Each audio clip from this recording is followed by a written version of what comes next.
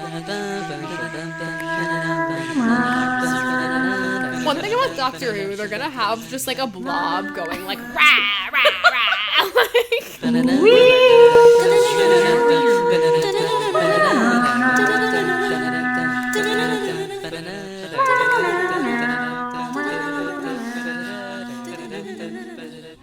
Hello, and welcome to another episode of Doctor What? I'm Sarah Trainer. And I'm Jeannette Chen. And you may have noticed, dear listeners, if you're listening, that our audio quality has drastically improved. And it's because I'm in the room right now. I know. Everybody hold on to your ass. I'm in the room right now with my amazing, wonderful podcasting co-host, Sarah Trainer.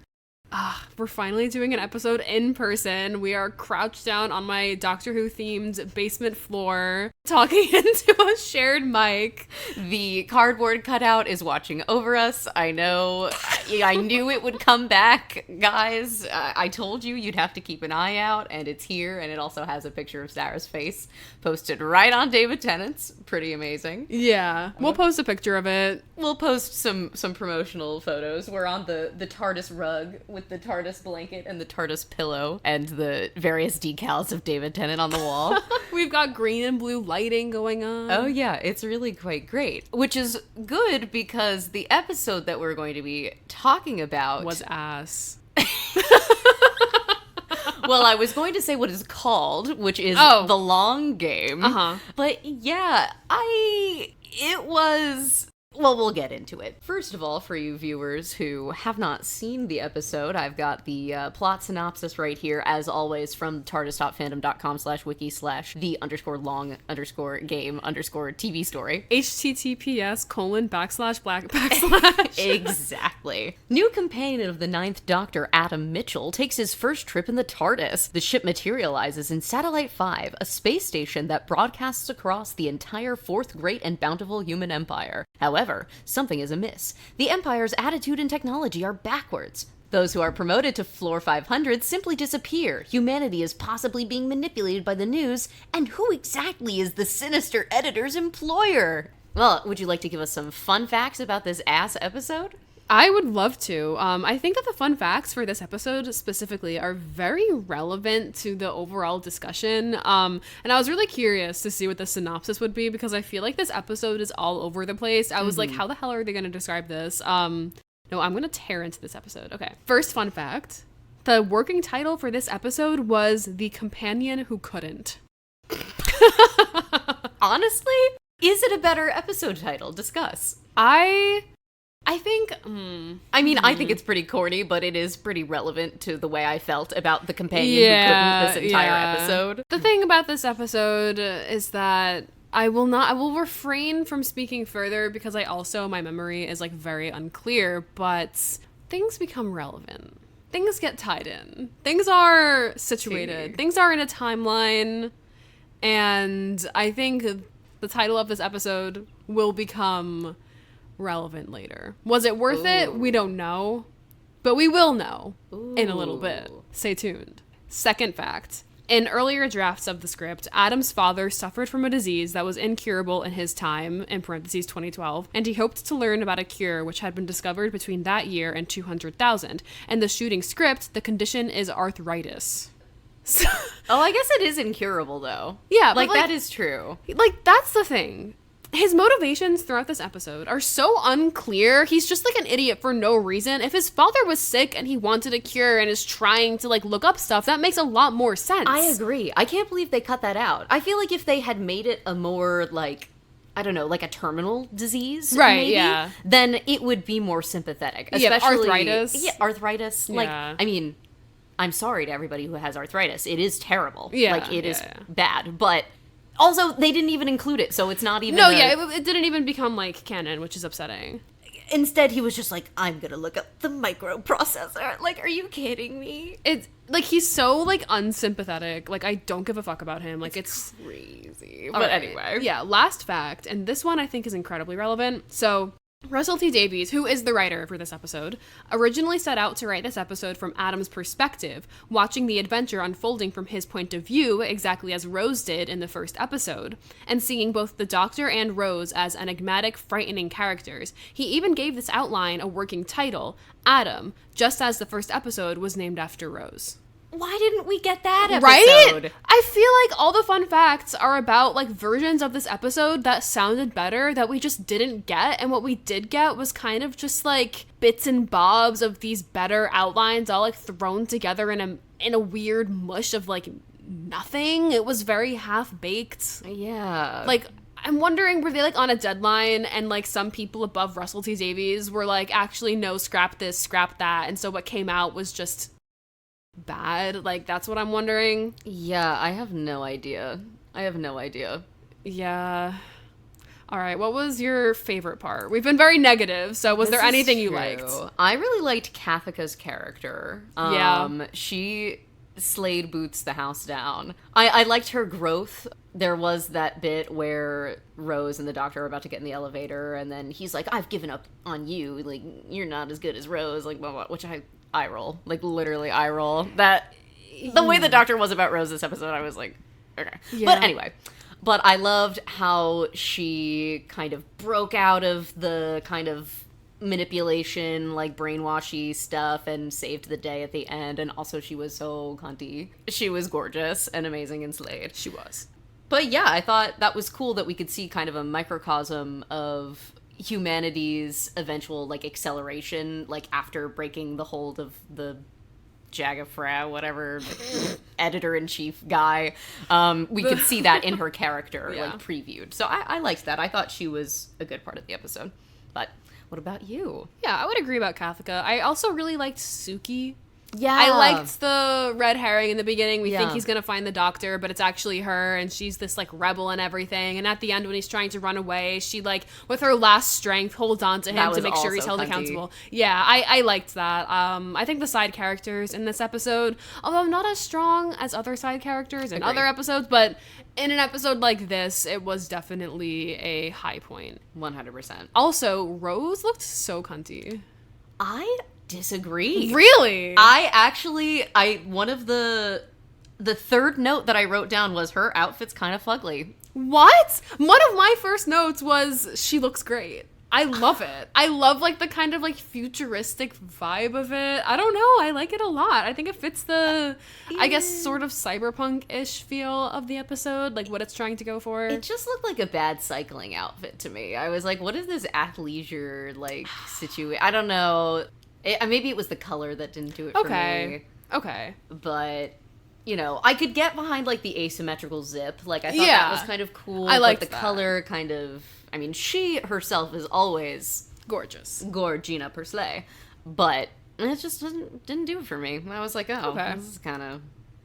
But I think her best outfit for me was the one with the Charles Dickens episode. She looked so good in that episode. But yeah. I digress. This is supposed to be the future, so, you know, I get it. The future is athleisure. Yeah. But Kathika's outfit, I mean, she had kind of, like, the business oh, yeah, she looks casual, great. like, I love the, like, the charms in her braids. Oh, yeah. They were very cute. And, like, it's, like, kind of, like, zooms in on her when she's, like, in the elevator, and we get to see, like, each individual one. Yeah. It was really cool. That was awesome. But, yeah. Anyway, so what was the thing that you hated most about that? I feel like I know, but what do you? I don't even know what I hated the most. On the count of 3, maybe we say what the worst part was. Yeah. 1, 2, 3. Adam. Oh my fucking god. That's the thing. Even like reading the fun facts, you know that he could have been more than he was. Even if he was still the companion who couldn't, even if he only stayed for 1 episode, if they had just thrown something in there about him trying to find that information for his father, it would have given him a better motivation. Exactly. He has no motivation. He's just, like, some guy, and you don't understand why they even invited him other than, like, Rose wants a little boyfriend, and the Doctor is like, yeah, sure, like, Rose likes her little boyfriends. Like, and all of that stuff was so patronizing. Like, every time the Doctor made some note where it was like he was treating Rose like his dog the whole time. Like, like, I was He was like, oh, I only take the best. Like, Rose is the best. Like, that's why she's with me, because she would never do anything like Adam, which is like... Rose is kind of, like, she's a bit of a mess, though. Yeah, that's the thing. Like, he's elevated her to such a point where she's on this pedestal, and I know it's going to come crashing down, especially with the next episode, which we won't spoil yet, which we haven't even watched yet, but we did watch the preview at the end of the... But anyway. But yeah, Adam... And I think it would have worked better for the episode's point. Like, you know, if you can't rock with the rules, like, you gotta leave the TARDIS. Like, it would have worked better with the point that there are rules that we have to follow, even if, you know, there's something that you want to do. Like, having him have this selfish motivation where he's like, oh, we're gonna be rich because of the microprocessor, like, BS, just doesn't work. Like, it doesn't have the ethos of, you know, what will relate to an audience. Because everybody... I feel like has a figure in their life that they wish, oh, you know, I wish I could help them, but we just don't have the XYZ. We don't have the technology. We don't have the cure. We don't have the, you know? So that would have been a really good relation to make with your audience, and yet you just haven't be a selfish asshole. Especially with the last episode that he was introduced in, having that all be about selfish human endeavors, studying alien technology to get ahead. He could have been different. In fact, I thought that was what set him apart from, like, his whole company thing, but I guess not. It just make it make sense. It made no sense. And also going off of that, like, his side plot, I feel like contributed nothing to the overarching plot of the whole episode. Because the plot of the episode also makes no sense. Yeah. Like, I did not understand what was going on. Like, we watched it together, and I feel like I kept saying, like, what's going on? Like, the whole point is, like, humanity has been set back, but, like, we don't really see how badly that's affecting anyone. Yeah, like, the only thing that I could really see is that, I mean, space capitalism was kind of alive and well, paying for surgery. I mean, especially the part where he goes down to the medical bay, and he's like, oh, well... You know, oh, I want to, you know, have this... The lady was like, oh, we don't subsidize that anymore. Like, this surgery that you need to have to interface with the frickin' computers. I was like, oh, this is just like the human race in however many thousands of years. Yeah. So I could kind of see it in that, but they could have done a much better job of, like, portraying that. I really didn't feel like any message was being, like, given to us, and Adam's plot just didn't really relate to anything at all. Like, I just didn't, like, okay, so there's a big blob monster who's in charge of humanity. So what? Like, I just didn't care. And also... Speaking of the monster, Simon Pegg, like, okay, like, first of all, British actors are just kind of, like, recycled. Like, like, any British actor, they will appear in Doctor Who or Harry Potter at, like, some point. It's true. So that was funny to see him. But he's not maniacal as... He's not as maniacal as he wants to be.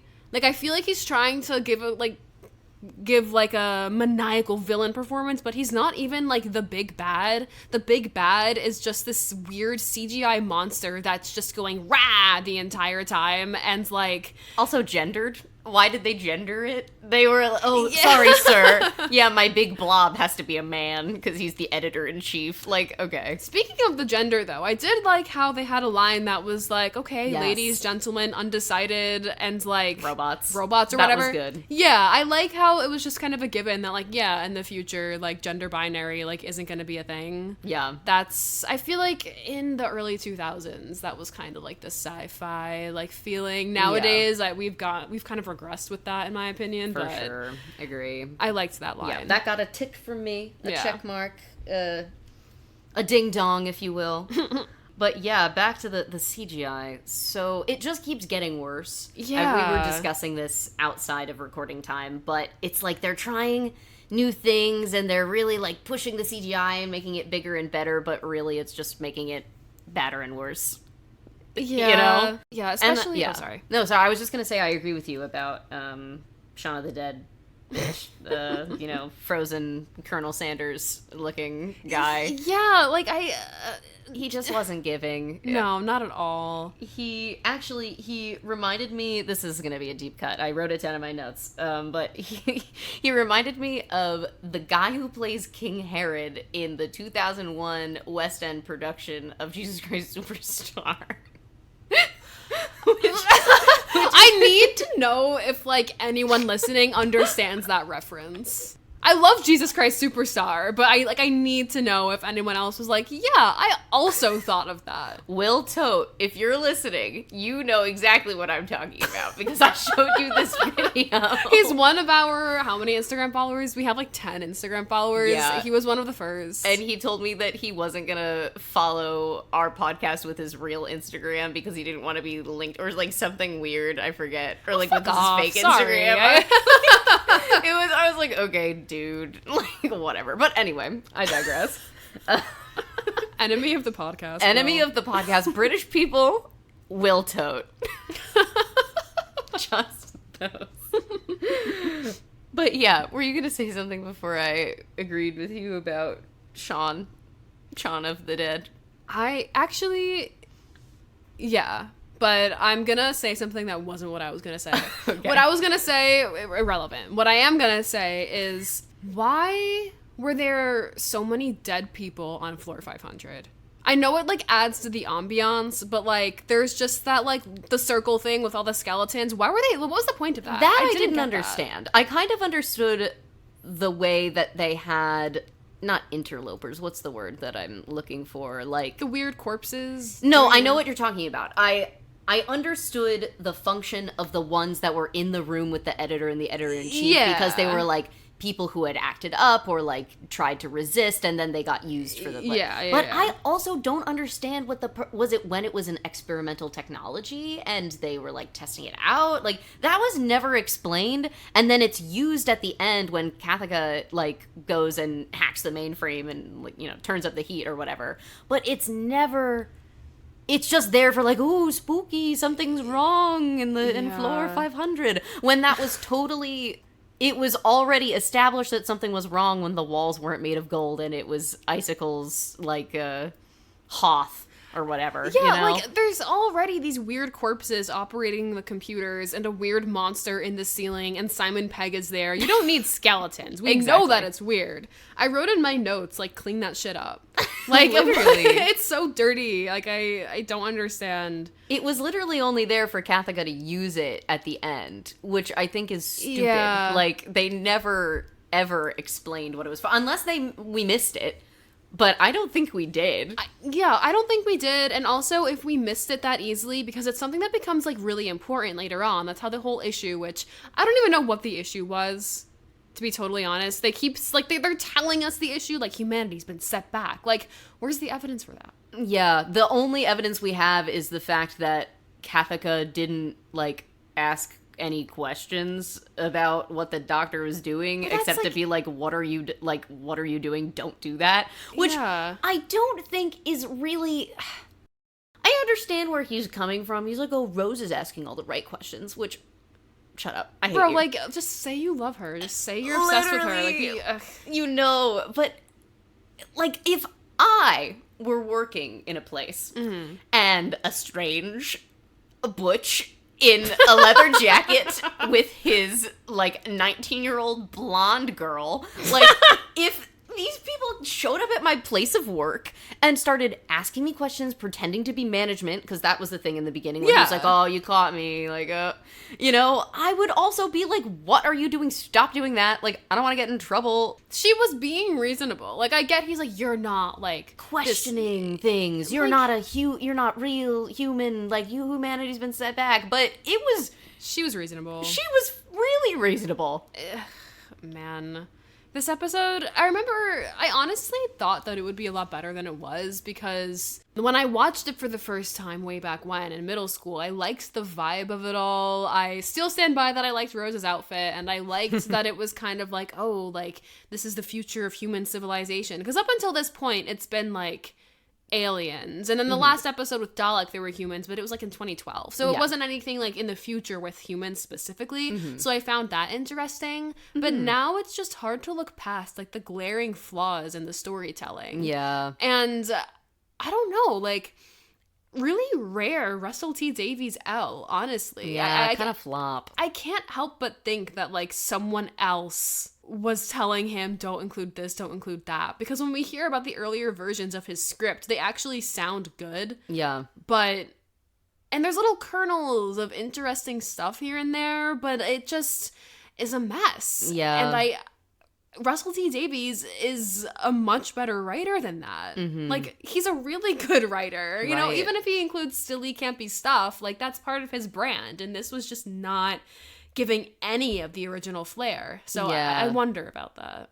Yeah, it is a shame. Because I did actually think that the whole concept of controlling, you know, through, you know, like fake journalism. Yeah, journalism, fake news, whatever, was really interesting. Not to be like fake news, you know, whatever. Well, no, but like, I thought it was right. really interesting because there is a genuine influence that journalists and media and news, they have based on the way that they word things. I mean, the whole passive versus active voice. Who are you saying, you know, did what? Like, it's something that affects us now. Like, currently. And I thought it was a really interesting concept, but it was either super ham-fisted or it just was, like, not there. Yeah. You know? Like, that could have been the point, and the Doctor just, like, has a few lines being like, misinformation is bad. And, like, that's it? Like, come on, I know that you're capable of, like, getting this point across. Like, what are you doing here? Yeah. Really disappointing. Not a win for me. But I do think that I will be interested to see how this episode really works with the one that's coming after it. Especially with the way that the Doctor treated Rose in this episode. Like, she was his, like, special guy. Like, oh, Rose is just so special. I am so excited to see how that flips on its head for the next episode being what it is. Because when you think about it, like, Rose is the reason that, like, Adam is there in the first place. It's like you see her, you know, seeing the best in people in every single episode. And here it's where you finally get to see, like, oh, like, this can be a flaw. Like, this can really fuck people over. And not just, like, with her own life, but, like, with others as well. And so, yeah, I think that little teaser we got of the next episode and knowing what I know, remembering what I'm remembering, I think that it'll be interesting to see. Yeah.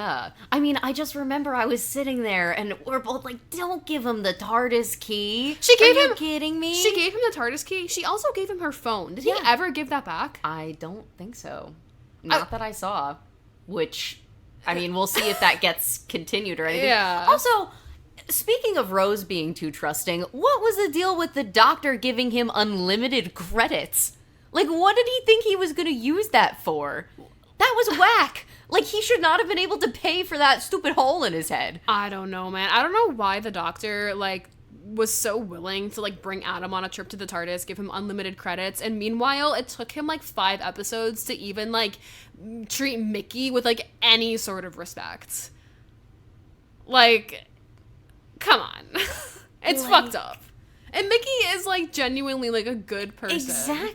Exactly. Really smart guy, good person, protects the people he cares about. And Adam is just, like, nothing. Like, he's so nothing. So nothing. Man. Speaking of the Doctor and Rose, though, I did really like that scene where he's, like, leaning in the chair with his arms crossed and she's, like, standing up and, like, leaning on it. That was, like, a cute little image. That was cute. And I did love at the beginning of the episode when he was, like, giving her the rundown of, like, where they were. Yes. And then she was, like, playing Doctor to Adam. Like, I thought that was cute. I was like, oh, this is charming me a little bit. Here's the thing. It's like we were talking about, like, the ick factor. I was re-listening to the first episode, and, like, the whole ick factor with Rose and the Doctor, like, the huge age difference and the power imbalance. But goddamn, like, Billie Piper and Christopher Eccleston have such good chemistry. Like, they're making me drink the Kool-Aid. Like, I find myself, I'm watching it, they're in the elevator, And they're like, oh, it's just us then, like, good. And I'm just like, aw. And then I'm like, stop. Like, I can't help it. Oh my gosh, and Christopher Eccleston making those faces. He's always making these faces at her. And I'm like, dude, the way that he looks at her is crazy. It's crazy. It's insane. I wrote down in my notes, like, I think in all caps, like, stop being such a slut, like, during one of those scenes. Because, like, why are you looking at her like that? I literally also wrote down whore. Period. Yeah! Because he was just so, like, the whole episode. He's giving her the crazy. eyes. Also, this is a bit of a sidebar, but I'm looking at my notes now. And we were watching the episode with the subtitles on. What was the klaxon? Do you remember that? Yes, the alarm that like rang for people to go back to work. Yeah, it literally, in the subtitles, it was just like, the klaxon. The klaxon goes off. And it didn't explain it at all. I was like, what is that? Like, just another, also, that's another thing. I love watching these episodes with the subtitles because they'll give things away, or they'll also just, like, say the craziest things, like when the editor-in-chief, Jagrafess, I think. Jagrafess, what does Rose say? The Jaga belly or something? Yeah. Max, if you will. Jesus fucking Christ, man. When it comes on screen and it makes it like blah, blah, blah. The subtitles was just like creature growling. No, why was it so specific with the klaxon, but it never like gave away what the creature was? Because the creature's name was too long to put in the subtitle. Why couldn't they should just say Max? And then we would have been like, who the hell's Max? Max growling. Max. One thing about Doctor Who, they're gonna have just like a blob going like rah rah rah. Like, it's really true is the thing, and I wouldn't change a single thing about it. No, it's perfect. I love the rah rah blob. Yeah. But yeah, I think that's really all I had. Yeah, I really don't. Oh, you know what? One small thing. The actress, the surgeon saleswoman. Yes. Oh, perfect. So amazing. Perfect. The way she swindled him into getting the more invasive surgery was crazy. Her voice was just so like calm and like smooth the entire time. The way that she moved, the way that she looked at him, like she was doing so well. Like, oh my god. Definitely diamond in the rough of the episode. Yeah. Because it made those scenes with Adam, like, actually really interesting. Yes, exactly. I was like, oh. Because through her, you got a window into, like, what this world is like. Yeah. And just the few scenes that she had, you saw, like, the capitalism of it all. Yes. And in an episode that otherwise doesn't really have, like, a message, and it's just kind of, like, half-baked, like... Except for the guy being like, get in the queue. Yeah! Get in the queue for your Kronk burger. Everyone on this satellite and this population, like, what, like 90 billion, like, human empire, they're, like, doing journalism for the entire fucking galaxy or whatever. They're all British, and they go to the stand, and the guy's like, get in the queue. Like, one thing about Doctor Who, everyone's British in the future. It's so funny. The sun never sets on the British Empire. Oh, God. Kill me. Kill me dead. Just like Rose's dad, which we'll talk about in the next episode. Dun, dun, dun. Oh, well, Doctor what?